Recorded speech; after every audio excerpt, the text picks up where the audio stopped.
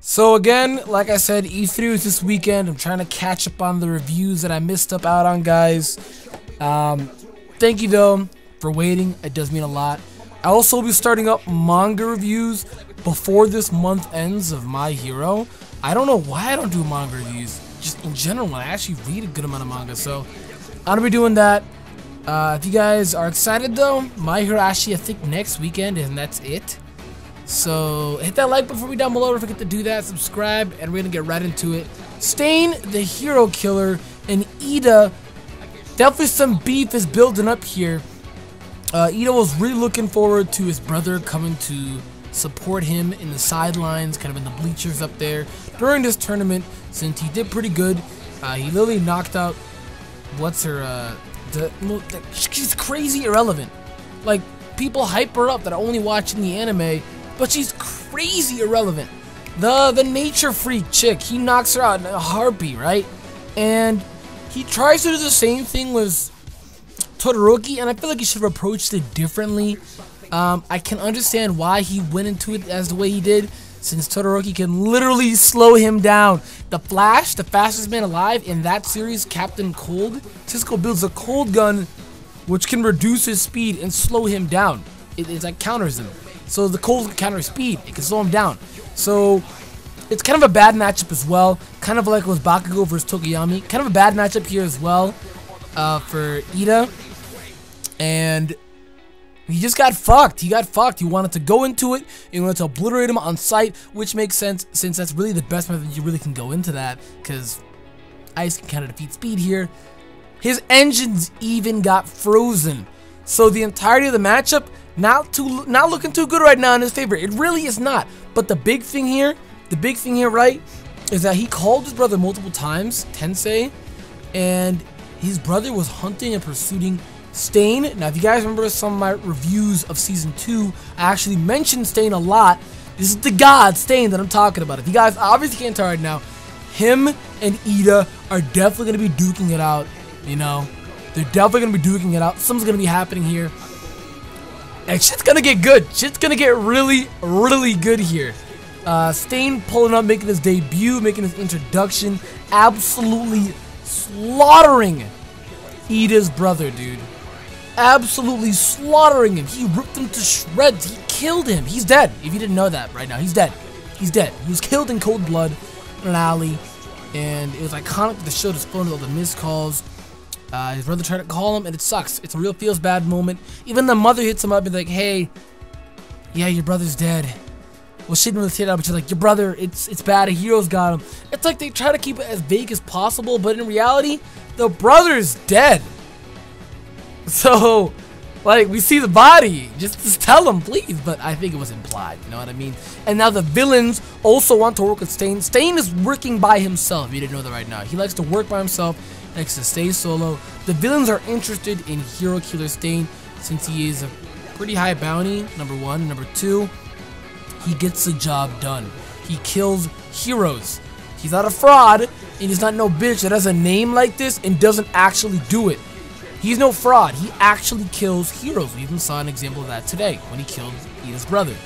And now it seems like the villains want to work with him and see where this goes.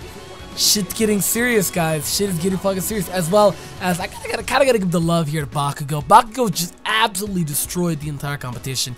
When he said that he wanted to be the best above everybody else and be number one, he's really proving it here. I know, because I'm really motivated when I see Bakugo do that, because I always say I want to be the best on number one, and there are instances where it looks like I can't. And then boom!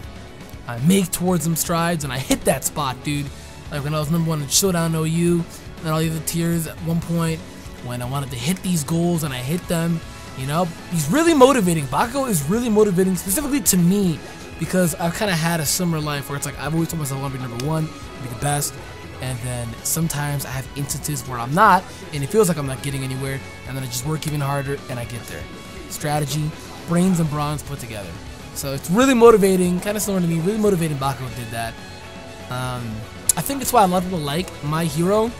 It's really relatable because the character, which, come on, a lot of people that watch anime are kind of, how do I put this, triggering people. Introverts, that's the best way to put it, introverts. So to see Deku, someone who's such a closet introvert here, who's really quiet, real shy, real stuttery, to glow up like this really motivates people, and I think that's what they like about it the most.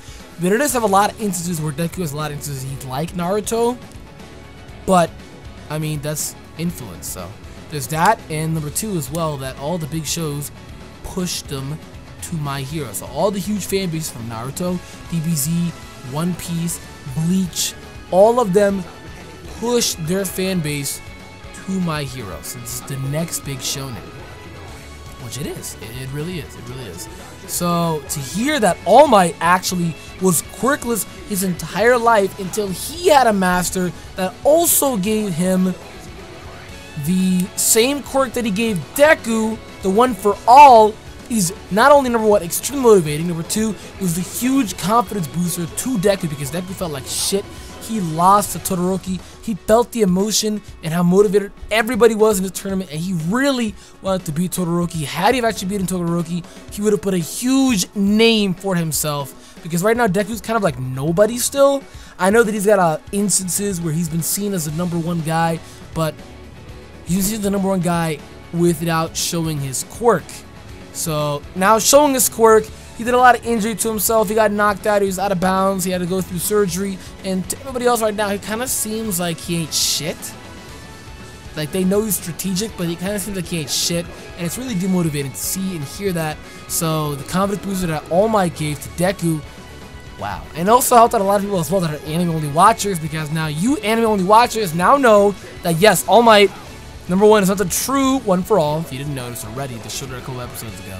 Number two, he was also quirkless. It wasn't as uncommon, you know, in his generation, but he was also quirkless just like Deku, and he sees himself as Deku when he was a child, so that's why he motivates and pushes Deku to the absolute max, and I love that. I love the bond between them. I do. Guys, I'm excited to see more of Hero Staying Killer. I think next season episode is going to be the last one. I know it's the season finale for Attack on Titan. I know My Hero's confirmed 26 episodes, which a 26th episode is next weekend, so I think it's the season finale. And if they ended off on a cliffhanger with Stain pulling up, I'm gonna be shook. Guys, that's gonna be it. If you enjoyed, a like, subscribe. Thank you for watching. I am AkumaNexus. Goodbye.